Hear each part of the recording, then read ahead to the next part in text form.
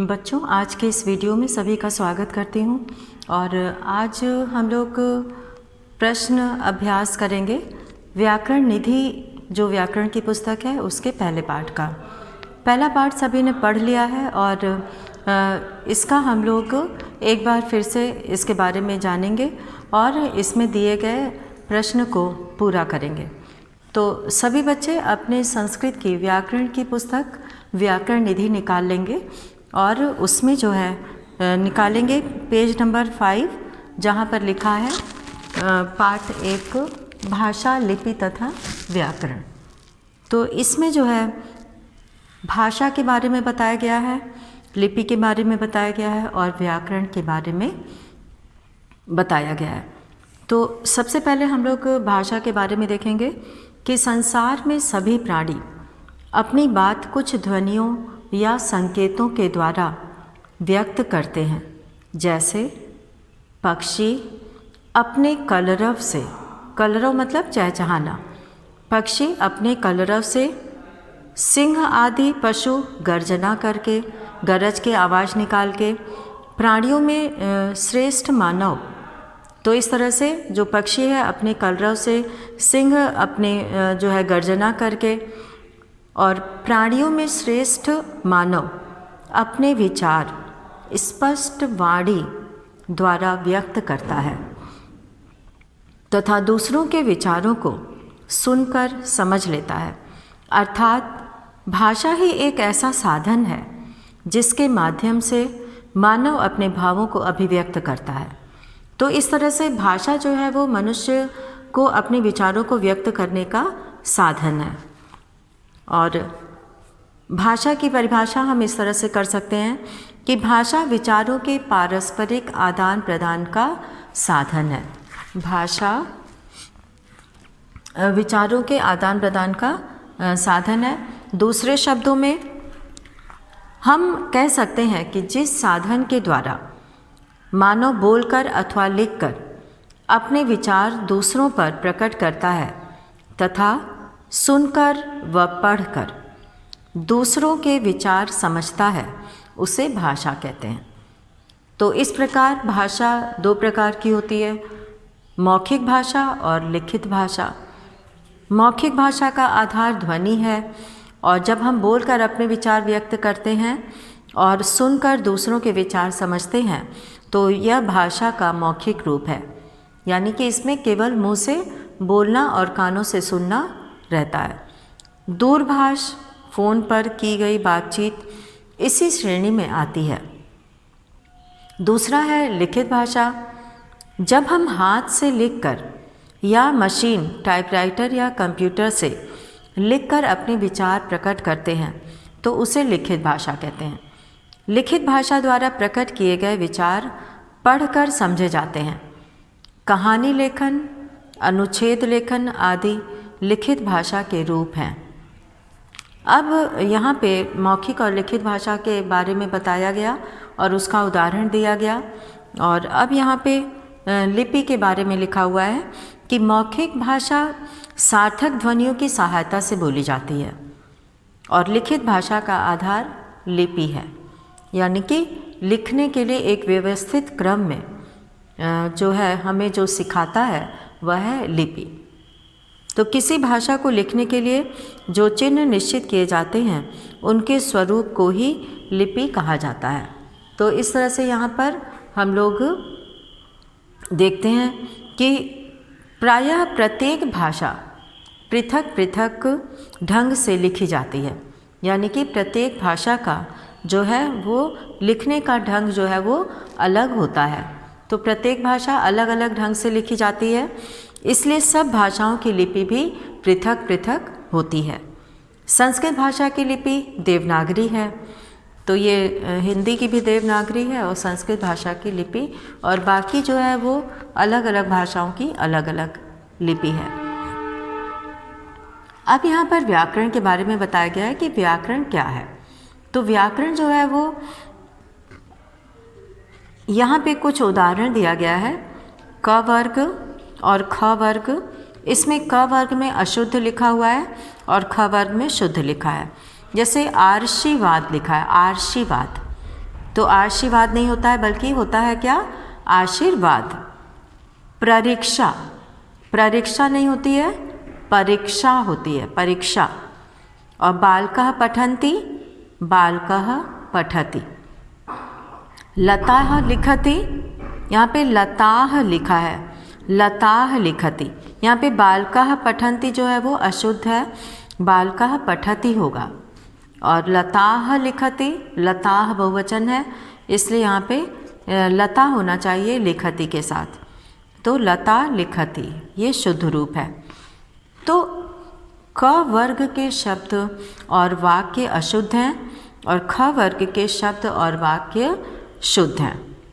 तो व्याकरण वह शास्त्र है, यहाँ व्याकरण की परिभाषा दी है कि व्याकरण वह शास्त्र है जो हमें किसी भाषा के शुद्ध स्वरूप का ज्ञान कराता है। तो भाषा के शुद्ध स्वरूप का ज्ञान कराने के लिए व्याकरण आवश्यक है। किसी भाषा के अध्ययन में व्याकरण का बहुत महत्व होता है। व्याकरण केवल ध्वनियों का समूह नहीं है। भाषा का निर्माण वर्णों, शब्दों और वाक्यों से होता है। इनके संबंध में नियमों का निर्धारण व्याकरण ही करता है। इसी आधार पर व्याकरण के 3 मुख्य अंग हैं। वर्ण विचार, इस भाग में वर्णों के स्वरूप, भेद, संयोग, उच्चारण, स्थान आदि का अध्ययन किया जाता है। और दूसरा है शब्द विचार, इस भाग में संज्ञा, सर्वनाम, विशेषण आदि शब्दों के लिंग, वचन, कारक, रूपों तथा क्रियापदों के पुरुष, वचन व काल आदि का अध्ययन किया जाता है। वाक्य विचार, इस भाग में संज्ञा, सर्वनाम तथा क्रियापदों द्वारा वाक्यों की रचना, पत्र, निबंध आदि की रचना का वर्णन किया जाता है। तो अब यहाँ पर हम लोग देखेंगे कि इसके आधार पर कुछ प्रश्न हैं जो कि हम लोग करेंगे। तो अभ्यास कार्य शुरू करते हैं हम लोग।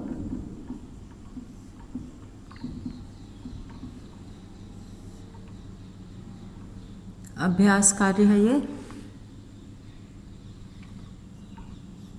और इसमें जो है वो सबसे पहले प्रश्न में ये पूछा है कि उचित विकल्प पर सही का चिन्ह लगाइए। उचित विकल्प पर सही का चिन्ह लगाइए। तो इसमें क दिया हुआ है, टेलीफोन द्वारा की गई बातचीत उदाहरण है। टेलीफोन से जो बातचीत करते हैं वो भाषा के किस रूप का उदाहरण है? मौखिक भाषा का, लिखित भाषा का। तो यहाँ पे टेलीफोन से तो बोलकर बातचीत की जाती है, इसलिए वो मौखिक भाषा का जो है रूप है। तो उत्तर 1 में, प्रश्न 1 का जो उत्तर है, उत्तर 1 में हम लोग यहाँ पे जो सही रूप लिखेंगे, क है मौखिक भाषा का। ये मौखिक भाषा का उदाहरण है। और अब है ख, पत्र लिखना उदाहरण है। अब पत्र लिखना किसका उदाहरण है? पत्र तो लिख कर प्रकट भेजा जाता है, तो लिखित भाषा का, मौखिक भाषा का। तो ये लिखित भाषा का, लिखित भाषा का। तो पत्र लिखना जो है वो लिखित भाषा का उदाहरण है, क्योंकि उसमें हम लोग जो है अपनी बात को लिख के प्रकट करते हैं, लिख के और फिर उसे दूसरे को भेजते हैं। और अब है यहाँ पे ग, सभी भाषाओं की लिपि है। सभी भाषाओं की लिपि है एक समान, पृथक पृथक। पृथक पृथक का अर्थ होता है अलग अलग। तो सभी भाषाओं की लिपि यहाँ पर पृथक, और उसके बाद है पृथक पृथक, 2 बार लिखना है। पृथक पृथक का अर्थ होता है अलग अलग। और अब है यहाँ पे वर्ण विचार, घ वाला। घ में हम लोग देखेंगे वर्ण विचार। वर्ण विचार में अध्ययन किया जाता है। इसमें वर्णों के स्वरूप का, वाक्य रचना का, वर्णों के स्वरूप का या वाक्य रचना का। तो वर्ण विचार में हम लोग वर्णों के स्वरूप के बारे में जानते हैं। तो यहाँ पे वर्णों के स्वरूप का, वर्णों के स्वरूप का। तो इस तरह से यहाँ पे ये 4 प्रश्न इसमें दिए गए, जिसमें कि पहला था टेलीफोन द्वारा की गई बातचीत, उदाहरण है मौखिक भाषा का, और पत्र लिखना उदाहरण है लिखित भाषा का, और सभी भाषाओं की लिपि है पृथक पृथक, और वर्ण विचार में अध्ययन किया जाता है वर्णों के स्वरूप का। और अब यहाँ पर जो दूसरा प्रश्न दिया है वह है निम्नलिखित के शुद्ध रूप लिखो। यहाँ पे जितने भी दिए हैं शब्द वो अशुद्ध रूप है और इसका शुद्ध रूप लिखना है। तो यहाँ पे ये सभी प्रश्न का उत्तर जो है वो किताब में ही लिखना है, इसलिए जो खाली जगह में भरना है वही यहाँ पर लिखा जाएगा।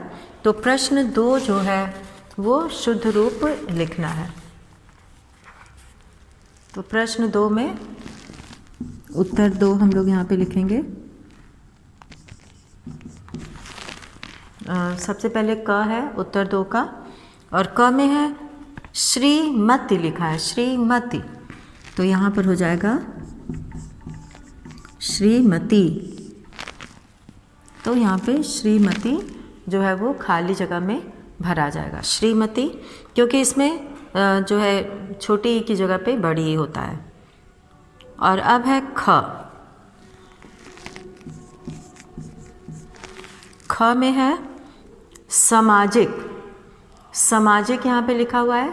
तो सामाजिक जो है वो कोई यहाँ पे शब्द नहीं होता है, यहाँ पे सामाजिक स नहीं होगा, यहाँ पे सा होगा। तो यहाँ पे हम लोग लिखेंगे सामाजिक। तो इसमें हम लोग यहाँ पे लिखेंगे सामाजिक।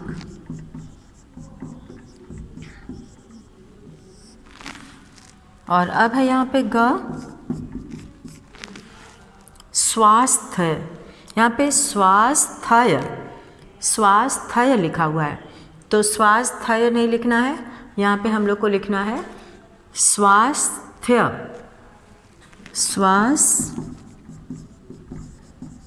स्वास्थ्य। और अब यहाँ पे घ है रामायण। रामायण अशुद्ध होता है, रामायण नहीं बोला जाता है, क्या बोलते हैं रामायण, रामायण, रामायण होता है। और अब हम लोग इसके आगे यहाँ पे लिखेंगे, आगे इसका लिखते हैं अंग वाला।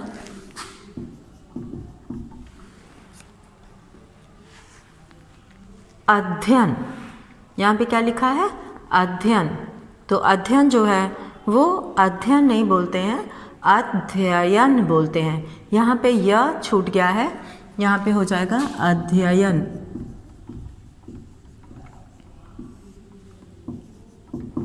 अध्ययन, यहाँ पे अध्ययन हो जाएगा। और अब है यहाँ पे च, प्रकृति। प्रकृति है तो प्रकृति नहीं बोला जाता है, क्या बोलते हैं प्रकृति, प्रकृति, ये रूप बनेगा प्रकृति। और छ है तिथि। तिथि नहीं बोला जाता है, तिथि बोलते हैं, तिथि। तो यहाँ पर हो जाएगा तिथि, छोटी का प्रयोग होगा। और आर्दश, यहाँ पे जो दूसरा पद है वो है आर्दश। और आर्दश जो है वो नहीं होता है, इसमें क्या करते हैं आदर्श लिखा जाता है, हम लोग आदर्श। श के ऊपर र की मात्रा होगी, आदर्श। और अब है यहाँ पे झ, समापत। समापत नहीं होता है, बल्कि हम लोग यहाँ पे समापत नहीं बोलते हैं, बल्कि बोलते हैं समाप्त। समाप्त, समाप्त मतलब खत्म, समाप्त। और अब है इया, कृपया। कृपया नहीं होता है, कृपया। कृपया पूरा प का प्रयोग करते हैं, कृपया। तो ये हो गया क्वेश्चन नंबर 2 का शुद्ध रूप लिखना था जिसमें, और यहाँ पे शुद्ध रूप लिखा गया है क्वेश्चन नंबर 2 में। तो इस तरह से श्रीमती, सामाजिक, स्वास्थ्य, रामायण, अध्ययन, प्रकृति, तिथि, आदर्श, समाप्त, कृपया, तो ये जो है शुद्ध रूप है। और अब हम लोग इसके आगे का प्रश्न करेंगे। प्रश्न 3,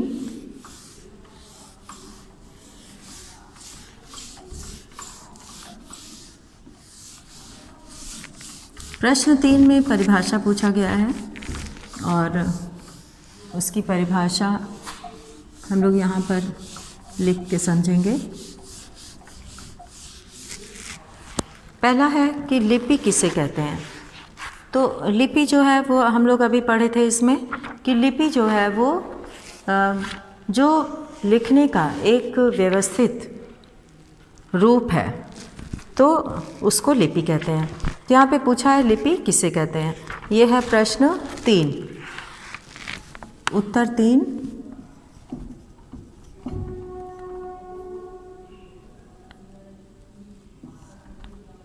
उत्तर 3 का है कि किसी भाषा को लिखने के लिए, किसी भाषा को लिखने के लिए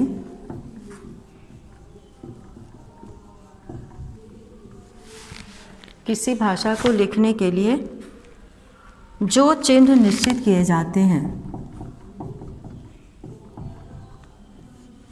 जो चिन्ह यहाँ पे होगा,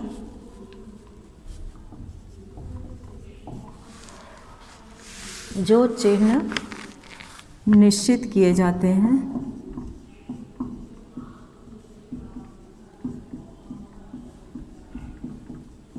निश्चित किए जाते हैं ध्वनि, किसी भाषा को लिखने के लिए जो चिन्ह निश्चित किए जाते हैं उनके स्वरूप को ही, उनके स्वरूप को ही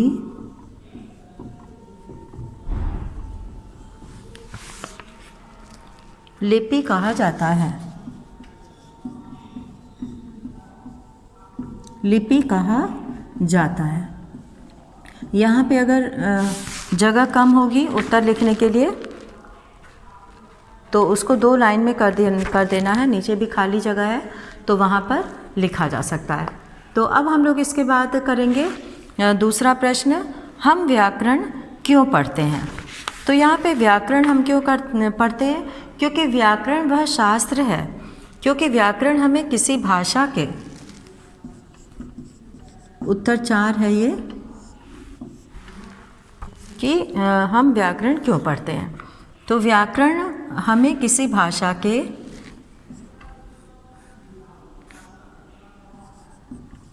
व्याकरण हमें किसी भाषा के,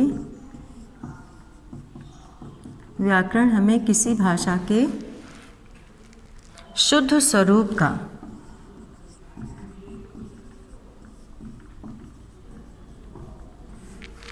शुद्ध स्वरूप का ज्ञान कराता है, ज्ञान कराता है, क्योंकि व्याकरण हमें किसी भाषा के शुद्ध स्वरूप का ज्ञान कराता है, इसीलिए हम व्याकरण पढ़ते हैं। तो व्याकरण जो है वो हमें किसी भाषा के शुद्ध स्वरूप का ज्ञान कराता है, तो इसलिए हम व्याकरण पढ़ते हैं। अब है भाषा किसे कहते हैं। भाषा किसे कहते हैं, यहाँ पर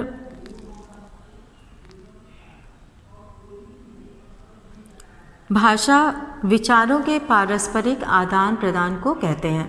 तो भाषा जो है वो विचारों का पारस्परिक आदान प्रदान का साधन है, जिसे जो है, जिसके माध्यम से, जिसके साधन से हम लोग इसके विचारों का आदान प्रदान करते हैं। तो भाषा जो है, भाषा विचारों के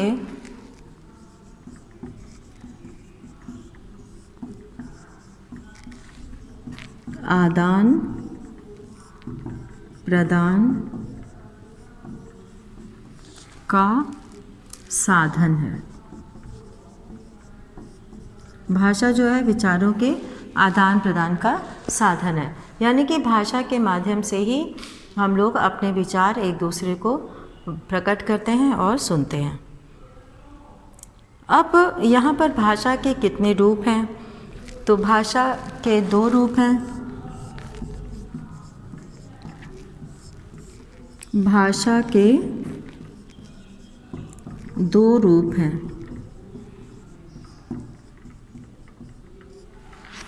यहाँ पर मौखिक, पहला मौखिक और दूसरा लिखित। मौखिक और दूसरा लिखित। तो ये हो गया हम लोग का पाठ 1 भाषा, लिपि तथा व्याकरण। यहाँ पे हम लोग इस पाठ के भाषा, लिपि तथा व्याकरण इस पाठ में दिए गए सभी जो है प्रश्नों को हम लोगों ने यहाँ पे पूरा किया। और अब हम लोग यहाँ पर दूसरे पाठ 2 जो है वो वर्ण, पाठ 2 वर्ण, ये सभी बच्चे अपनी किताब में लिख लेंगे। और इसके बाद पाठ 2 जो वर्ण है, वर्ण के बारे में हम लोग कुछ यहाँ पे जानकारी प्राप्त करते हैं और फिर जो है उसके प्रश्नों को किया जाएगा। तो ये सभी लिख चुके होंगे। तो यहाँ पर हम लोग पाठ 2 लिखेंगे वर्ण। व्याकरण निधि पुस्तक का हम लोग पाठ 2 करेंगे वर्ण।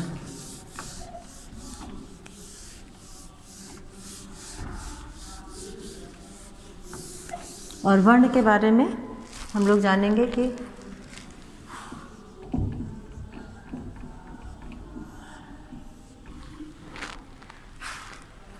और अब हम लोग यहाँ पे देखेंगे कि माता भोजनम पचति। यहाँ पर लिखा हुआ है माता भोजनम पचति। माता भोजनम पचति। इसका अर्थ है कि माँ भोजन पकाती है या माता भोजन पका रही है। तो यहाँ पे हम लोग इस वाक्य में 3 पद हैं। माता एक है, एक भोजनम है और एक पचति है। तो माता भोजनम पचति, इस वाक्य में 3 पद हैं। प्रत्येक पद में निम्नलिखित वर्ण है, माता, भोजनम और पचति। तो ये 3 वर्ण हैं। इसमें प्रत्येक पद में कई वर्ण हैं। जैसा कि यहाँ पे हम लोग देखेंगे, सबसे पहले यहाँ पे हम लोग करेंगे माता। माता में कितने हैं? म प्लस आ, त प्लस आ। उसके बाद है भोजनम। भोजनम, भोजनम में हम लोग देखेंगे यहाँ पे भोजनम में भी कई पद हैं। जैसे कि यहाँ पे उ, ज प्लस अ, न, भोजनम। तो इस तरह से भोजनम में भी इतने वर्ण हैं। पचति, यहाँ पर पचति में हम लोग देखेंगे कि कितने वर्ण हैं। प, च, त और ई, पचति। तो ये जो है वो वर्ण जो है प्रयोग हुए हैं इन पदों में। तो वर्ण भाषा की लघुत्तम इकाई है जिसके और अधिक खंड नहीं हो सकते। तो वर्ण जो है वो भाषा की सबसे लघुत्तम का अर्थ होता है सबसे छोटी इकाई है जिसके और खंड नहीं हो सकते। अब यहाँ पे जैसे कि ये प्रयोग किया गया है प अ, तो इसका और खंड नहीं हो सकता। कहने का मतलब है कि इसका और खंड नहीं हो सकता, ये सबसे छोटा रूप है। किसी भी भाषा के वर्णों के व्यवस्थित समूह को वर्णमाला कहते हैं।